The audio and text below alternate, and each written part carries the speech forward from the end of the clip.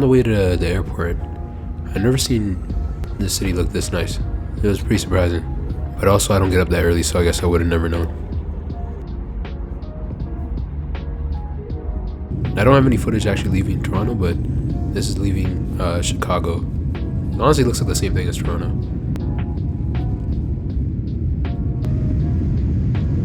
Oh, these are some mountains I saw while going over Alaska. Anyways, arriving in Tokyo, going over to the train station. It's a long escalator ride. There were so many of these, like super deep. Anyways, this is Genki Sushi. Not Genki, this is Sushi though. This is actually the only sushi experience I had, which I know like conveyor belt sushi is not really seen as super premium. But I think the total was like only, I think it was less than $30, and I was like eating till I was really full. That's like the price you would get here if you're eating till like you're really full. But this quality is way better compared to anything I ate here in Canada, because everything tastes like frozen, but it tasted a lot better here and was significantly cheaper too. I feel like one of those dudes who camps at the trains. I said this because there are people who have camera gear and are ready to take photos or videos of trains. In Japanese, they're called toritetsu. But I like to call them goddamn nerds, geeks. I'm just kidding. At the start of this trip, I didn't really get why people drank so much. But by the end, let's just say that I understood. Beer. Beer I never really liked, and I still don't really like it, but I dislike it less now.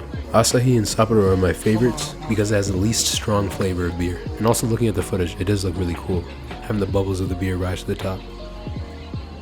And after that, we kind of just walked back to the airport because for some reason, we had to go to Singapore for one day. That's the way we got the deal on the flights. It was like $600 off, so it is what it is. So this is Changi Airport in Singapore.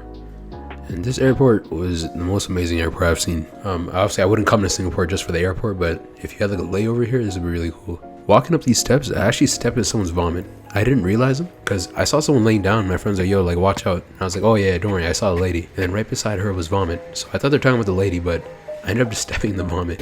Yeah. I actually was there. You literally stepped. Oh shit. Are you talking about the person? I was like, So that was nice. Once you're at the top, the view is pretty nice. And there's also a train that runs in the middle of the airport. I guess this is to get to like other terminals. But this is actually really cool because it goes to the rainforest and you can see everything around.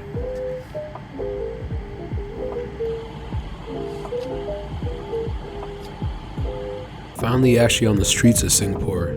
I don't know if you know, but Singapore, to put it lightly, is hot as and it was incredibly uncomfortable the whole time we were there. It's pretty, yo. You see the picture. It has cool buildings, cool plants, a really nice transportation system. Man, I drank probably liters of water that day, and I still barely peed because every milliliter of water, as soon as it entered me, came out in the form of sweat. This here is the Maxwell Hawker Center. These hawker centers are just known to be places where you can eat food for pretty cheap, and that is really good. And they have a lot of hype around them. Plenty of people who come to Singapore come for these centers. But when I ate the food, it was just kind of like, it was alright. It didn't blow me away.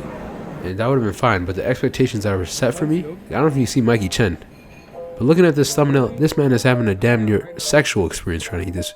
There were two things that were actually pretty good. This chili chicken and satay. The satay was just like, I think peanut sauce and like skewered pork. Those are really good. And the chili chicken, which is like different than what we get here in Canada, but it's just like a deep fried chicken leg with like good chili sauce. I forgot what they put in it, but it was good. All my descriptions of food are just like, taste pretty good.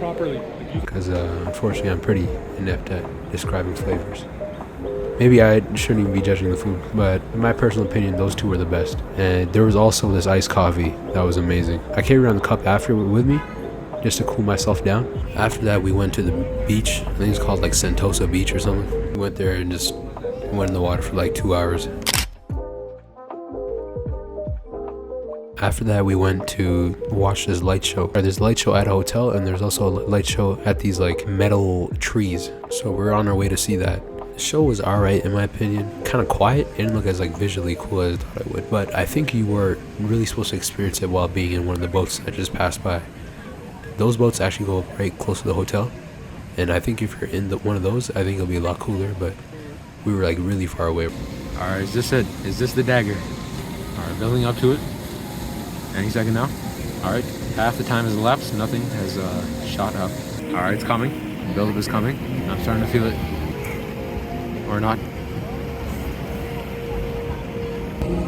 Let's see what the people up there are experiencing.